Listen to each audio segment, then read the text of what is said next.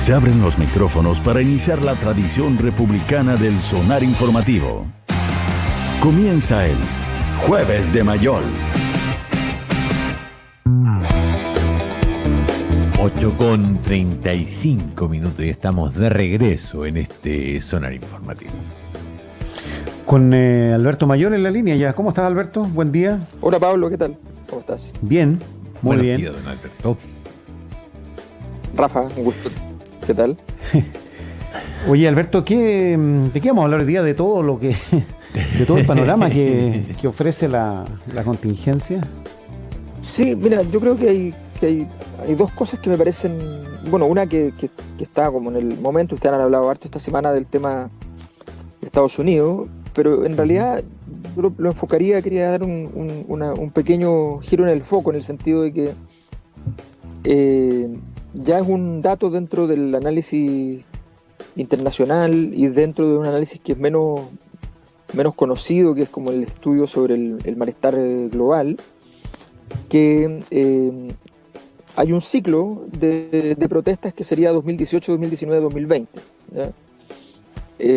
Alrededor de 30 países han tenido diversas formas de estallidos sociales, protestas grandes, en fin. Y este ciclo tiene su clímax el 2019, pero porque siempre estos ciclos que duran 2 o 3 años tienen un año específico de clímax, pero que efectivamente hoy día estamos viendo cómo se sigue proyectando al 2020 y puede tener entonces una duración todavía mayor. Ahora, ¿qué es lo interesante? Bueno, lo interesante hay varias cosas.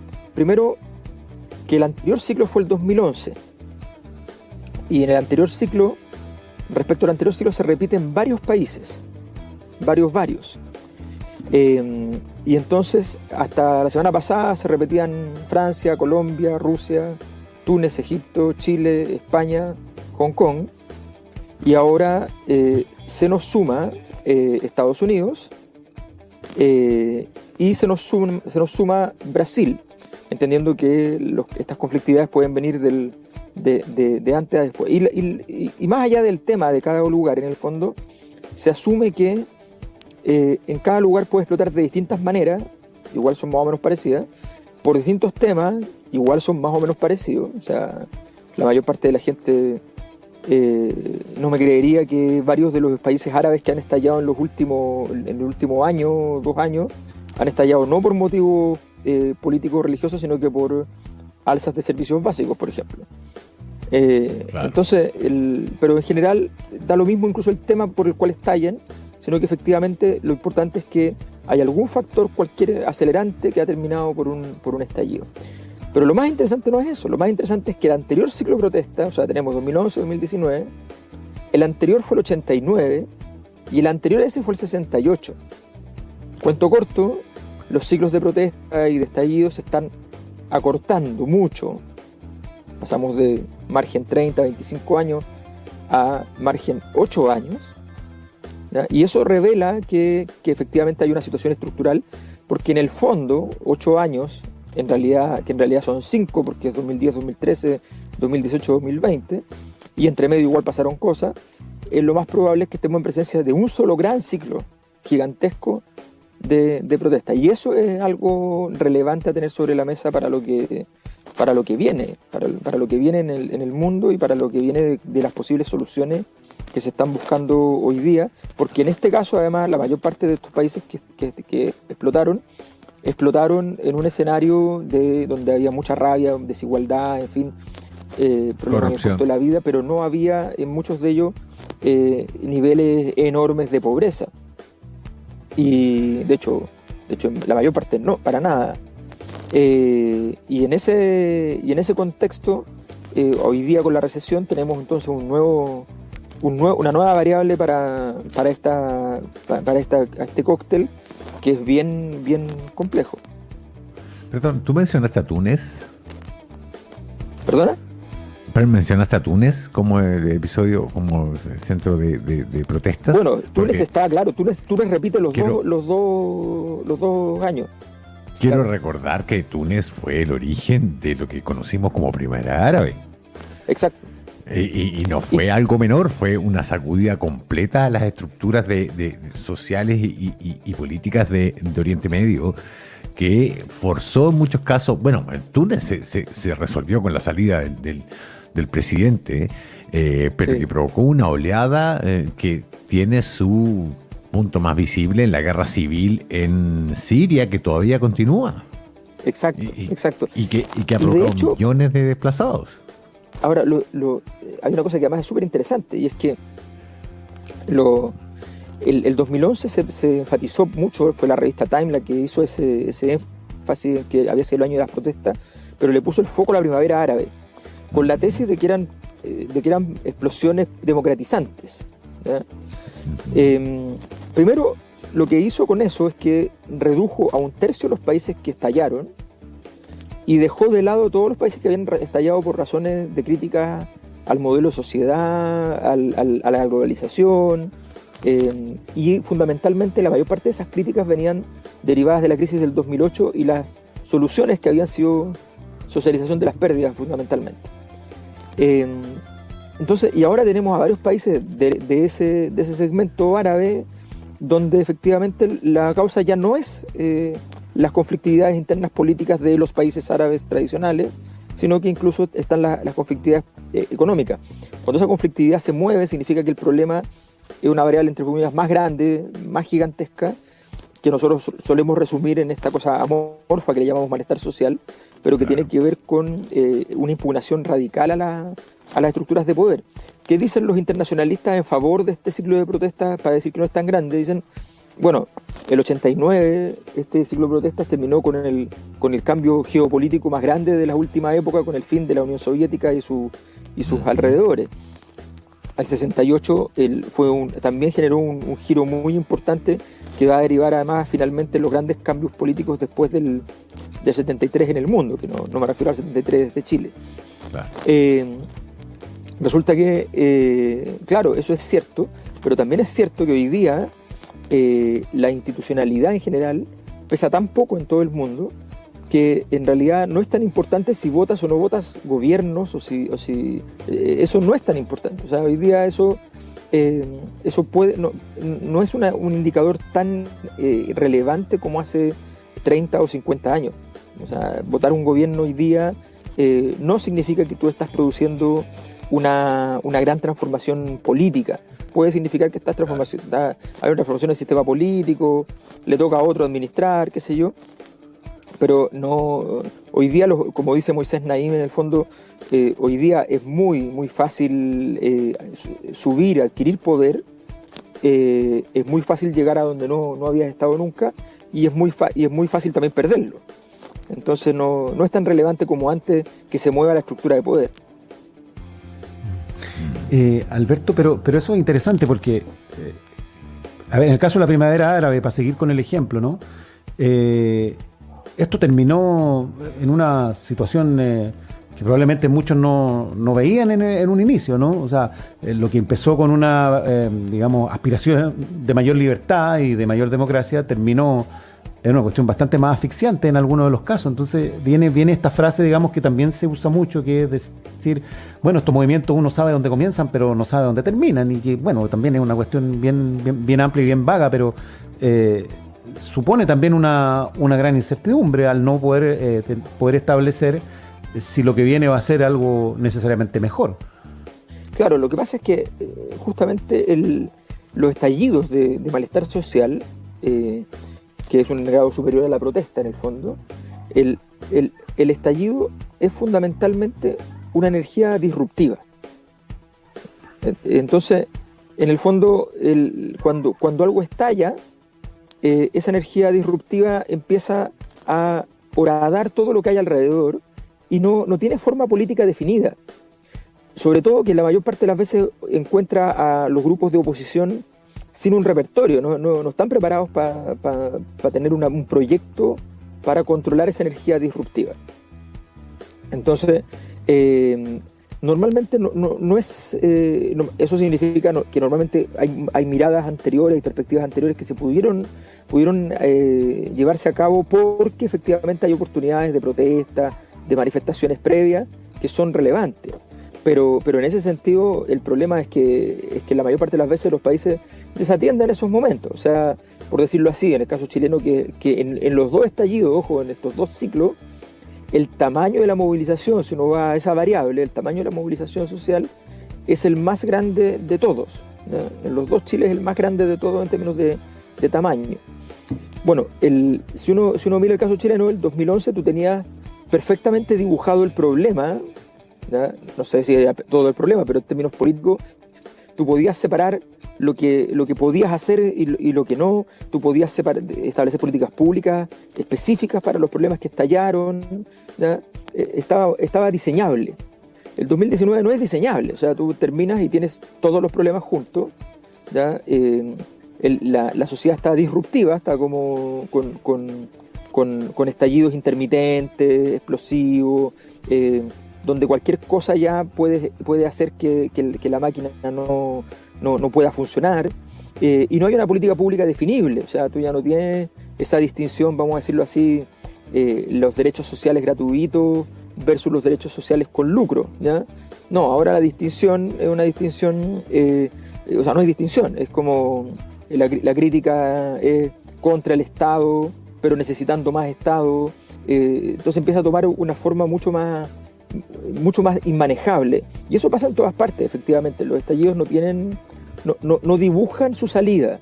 Por eso los procesos de malestar social en la historia se pueden demorar eternamente. O sea, voy a decirlo así, en el fondo, si tú miras la historia de Medio Oriente, no ahora, sino que la historia de Medio Oriente hace 2200 años, ¿ya?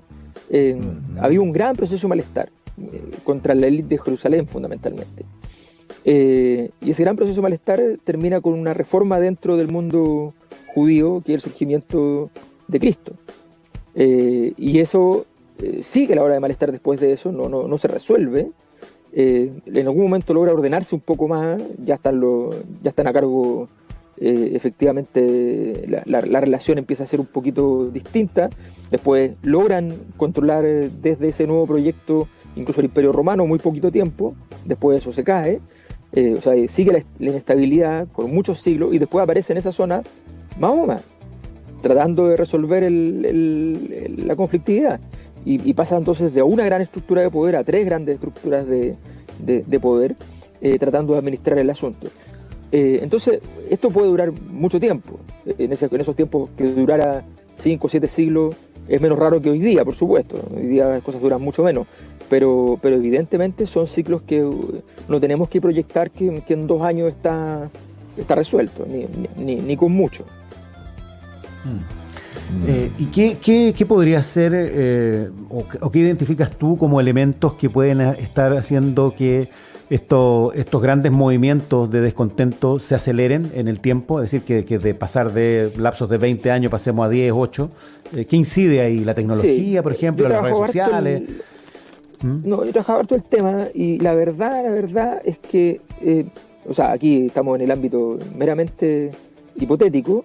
Sí, Lo único que se me ocurre como una variable muy decisiva es que el 2008 fue la única crisis grande de la historia como institucional del mundo, crisis económica gigante, que no tuvo respuesta. O sea, que no hubo un giro completo. Por ejemplo, el 29 significa un giro radical. Se venía de un libre mercado rampante y se pasa a un modelo keynesiano, en el fondo, en el mundo. El 73 es inverso. Se cae el keynesianismo, en el fondo, y aparecen las economías, la nueva versión de las economías radicales del libre mercado, donde Chile es el experimento y Thatcher y Reagan después son los líderes.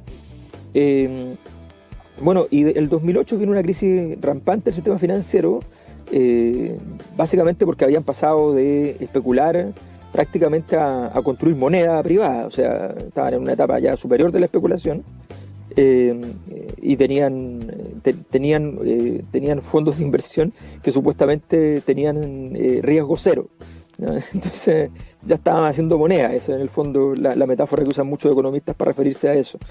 Entonces, cuando pasa eso ya y se desploma gigantesco, en algún momento se pensó que el 40, el 50% de la economía mundial podía estar en el fondo ser falsa, completamente falsa, y no tener fundamento alguno. En medio de eso venía una necesidad de respuesta muy grande, que el que la condujo, la necesidad de respuesta, esto fue muy interesante, fue Sarkozy, que es de derecha y todo, y él convoca a varios economistas disidentes, varios premios Krugman, Stiglitz, varios premios Nobel, y 15 más de esos economistas prepararon un informe que después se transforma en informe de Naciones Unidas. Y ese informe decía varias cosas, las reformas que había que hacer.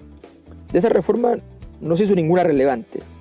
No hubo un giro en el fondo, hubo una moderación de las prácticas dolosas en el fondo, pero no hubo un giro político. Y ante la ausencia de ese giro, evidentemente las sociedades empiezan a volverse a exigir los giros correspondientes. Esa es una hipótesis. La otra hipótesis que se podría establecer es que estamos en un cambio de ciclo que no ha tenido su conflicto articulador. Normalmente en la historia, cuando viene un cambio de ciclo, hay alguna clase de conflicto, por ejemplo la Segunda Guerra Mundial, que articula el escenario político posterior geopolítico. Hoy día estamos con China y Estados Unidos jugando a una guerra primero comercial, ahora más tecnológica, un poquitito financiera, pero todavía estamos poco acostumbrados a las peleas, pero todavía es un tono muy bajo, muy mínimo, y todavía no tiene estructura ese conflicto. La ausencia de conflicto establece normalmente la falta de posibilidades de hacer política. Entonces a todos nos gusta mucho que no hayan conflictos, pero en general eso es un problema para los sistemas políticos. Y probablemente allí haya una dificultad, y probablemente los cambios geopolíticos que estamos viviendo son tan grandes y estamos acostumbrados en la historia que esos momentos solo se superan con guerra, que no tenemos experiencia de cómo salir de eso sin guerras. Entonces la situación puede ser cualquiera de estas dos, o pueden ser otras, pero en el fondo estamos en presencia de una situación que es particular, que es curiosa, que es disruptiva y que va a seguir estando en esta condición, con países estallando por razones históricas, como en el caso de Estados Unidos, o por razones como en Chile, no son 30 pesos, son 30 años. O sea, entonces, ese tipo con toda clase de variantes, pero en el fondo siempre estallando. Sí, ahora, en el terreno particular de Estados Unidos, la reelección de Donald Trump se ve como algo complicadísimo ahora, ¿o no? Sí, yo creo que se le complicó mucho. O sea, a ver, establece un escenario de conflicto que divide el mundo en dos. O sea, no para cualquiera que esté... Claro, donde sus maneras habituales de resolverlo no funcionan. Claro, sus maneras habituales de resolverlo no funcionan, pero él tiene esta capacidad de no reconocer, y eso genera todo un grupo de gente muy grande que no está dispuesto a reconocer tampoco, y eso tiene ciertas ventajas. Por eso los políticos como Donald Trump en la historia, cuando logran estructurar algo, normalmente tienen un cierto camino, ¿ya? No sabemos, cuando se caen completos, eso está súper claro. Ahora, no podemos decir que hoy día esté caído, lo que decimos es que efectivamente está en una situación muy, muy, muy compleja, donde efectivamente no tiene por dónde mostrar qué es lo que tiene. Pero los países en este tipo de situaciones salen por vía autoritaria, en el fondo. Y si no fuera porque las oportunidades que tuvieron otras fuerzas políticas o los otros políticos del mundo republicano, que en realidad Trump no pertenece a ese mundo, si no fuese por eso, obviamente ya no existiría. Pero el recuerdo que tiene la gente en Estados Unidos de esos otros, de su insensibilidad, de su falta de... que Estados Unidos viene también de la crisis del 2008 muy, muy golpeado, es allí donde efectivamente, y con derechos sociales que no se han querido mejorar. O sea, recordemos el fracaso rotundo de los cambios en el sistema de salud. Entonces tienen un sistema de salud que gasta mucha plata, es muy caro el sistema de salud norteamericano, y sin embargo no tiene prácticamente garantía alguna, y además no es un sistema, o sea, literalmente no es un sistema. Bueno. Panorama interesante para seguir mirando, porque como dice Mayol, esto no va a parar acá. Hablaremos la próxima semana, noticias en desarrollo. Estaremos comentando la próxima semana, a ver si hay alguna otra novedad, digamos, en el panorama mundial. Brasil se está sumando.